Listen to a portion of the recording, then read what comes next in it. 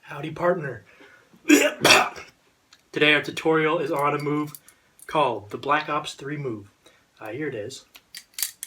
That's the move. And here is a slow-mo.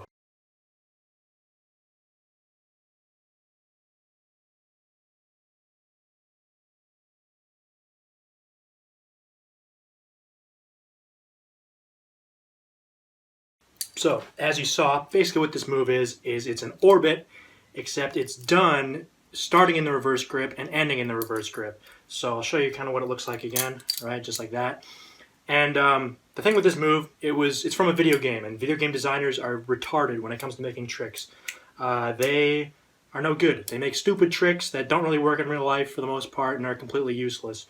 So that's what this trick is. But at the same time, it's a nice challenge, and it teaches you something that I haven't taught yet, which is generating momentum from basically nowhere, which is a really good skill to have when we get to more advanced tricks. So anyways, what you're going to want to do is you want to start off by holding the knife in the reverse grip with the blade, the sharp side, facing towards you like this.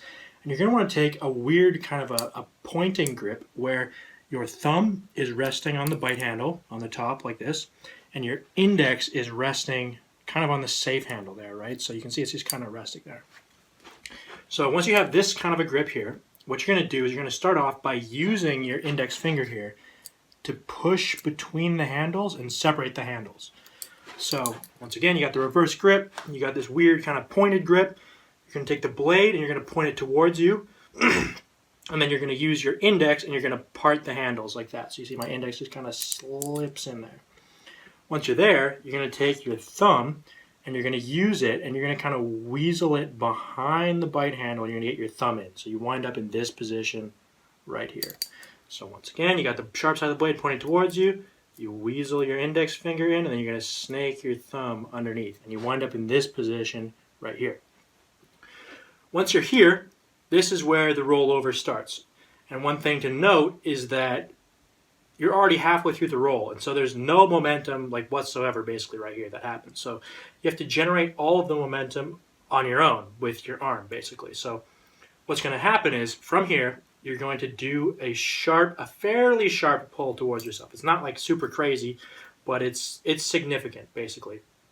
It's just in the same position that you are right now. And you're going to use this middle finger here to keep the handle, this handle here, to keep it from, you know what I mean, falling down or anything like that. So you want to kind of keep it in the same kind of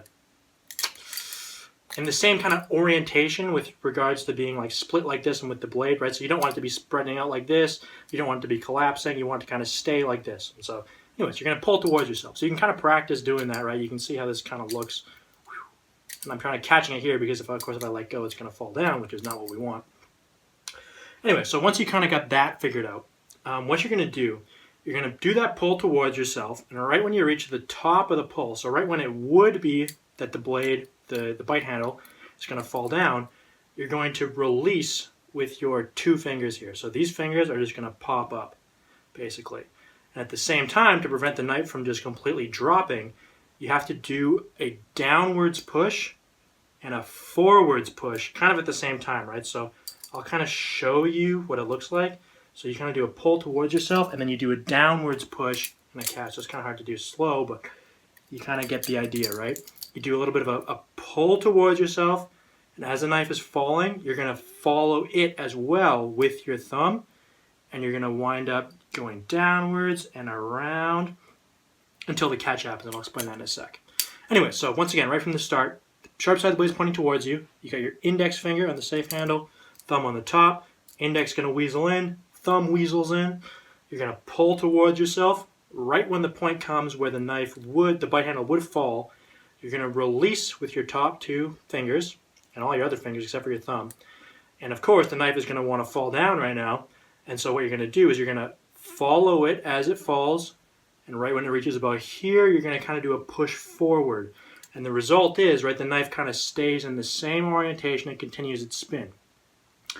So if you do it right, what'll happen is the knife will come here, it'll come forward, it'll come down, it'll come here, And right when it gets to right about here, you're going to take your fingers and you're going to reach your 2 fingers underneath the safe handle. So, yeah, so I'll just do it again one more time. So you kind of have to do like a pull towards yourself, the push downwards, and you're going to try and kind of snake your hands. More snakes and weasels. The snakes and weasels trick, that's what the trick should be called. Maybe that's what I'll call it. Anyway, so you do the pull, comes down, push away from yourself, and right when it gets to here, you're going to snake your finger underneath the safe handle, and you're going to catch, basically. So the earlier, right, you catch it, the easier it is, because the longer this spin goes on, the more chance it happens you're going to catch it. So, of course, you could have it, the spin goes all the way around and you catch it. It's just that's really hard to do and maintain. So, usually when you do it, you want to have it go so you catch it a little bit more in this kind of a position. And then, of course, when you catch it, you're going to catch it by the safe handle, and so the blade's not going to be in the way.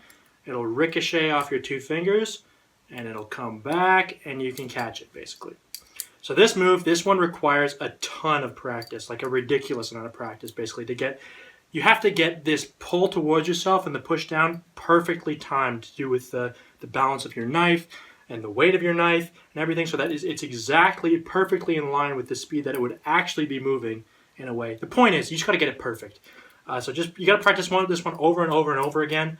But this practice of generating momentum from nowhere will really, really, really help you in the future. It'll help you with any kind of open rollover, any closed rollover. It'll just make you way more fluid. So try and learn this one. Thanks for watching. Peace.